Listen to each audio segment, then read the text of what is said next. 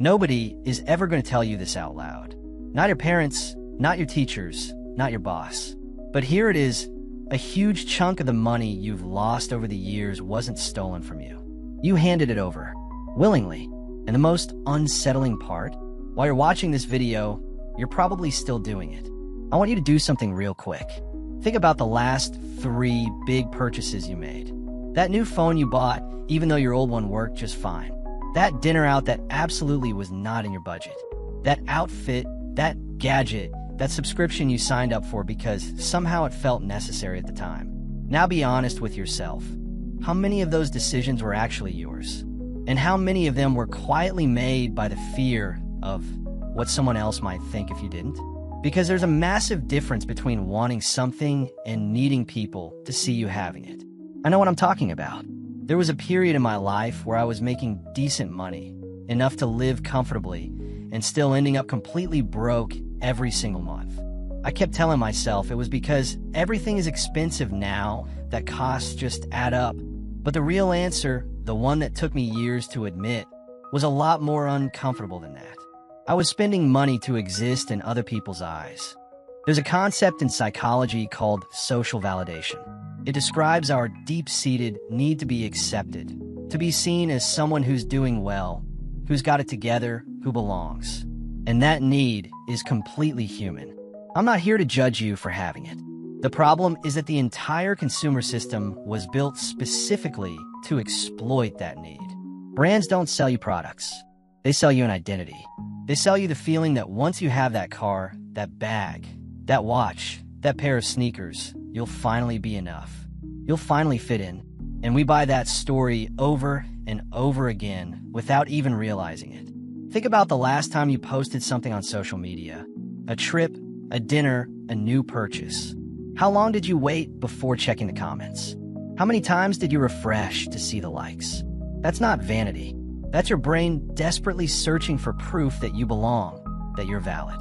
And when you don't recognize that pattern in yourself, it can cost you a staggering amount of money over a lifetime. Here's a way to think about it. Every time you buy something to impress someone, you're paying for a ticket to a theater. You're the actor. The people around you are the audience. And the one collecting all the money is the system that profits every time you feel like you're not enough. The punchline? Most of the time, the audience isn't even watching.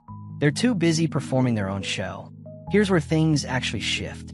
The most financially free people I know are not the ones who have the most. They're the ones who need to prove the least. There are people out there earning 6 figures who are drowning every month because every dollar went toward maintaining an image. And there are people with modest incomes quietly building real wealth. No highlight reel, no bragging, no asking for anyone's approval before making a decision. You want to know what real luxury looks like? It's not a designer watch. It's not a business class seat posted on Instagram. Real luxury is not having to check your bank account when an unexpected bill shows up. It's being able to say no to something without feeling like less of a person. It's waking up on a Monday without that low grade, constant anxiety of knowing you're working to pay for a lifestyle you performed to convince people you don't need to work so hard. That's what nobody shows you online. Nobody posts the maxed out credit card. Nobody shares the stress of the last week of the month. Nobody tells you about the 10 years it actually took to build what they made look like it happened overnight. This isn't about living like a monk or cutting every pleasure out of your life. It's about something far more powerful than that. It's about knowing why you spend. Because when you spend consciously from your actual values instead of your fear, something changes. Not just in your bank account. It changes in how you see yourself. Every dollar you stop spending to perform for others is a dollar that now works toward your freedom. And your freedom doesn't have a price tag, but it does have a cost. It's paid in uncomfortable decisions, in clarity, and in the courage to stop living for the applause of people who, let's be real, probably aren't thinking about you anyway. The day you truly understand that, not just in your head, but in your gut, that's the day you start building something real. Not an image, a life. If this video shifted even one thing about how you think about money, stick around. This channel is where we talk about finances, mindset, and all the things nobody taught you, but that actually matter. Subscribe, hit the notification bell, and I'll see you in the next one.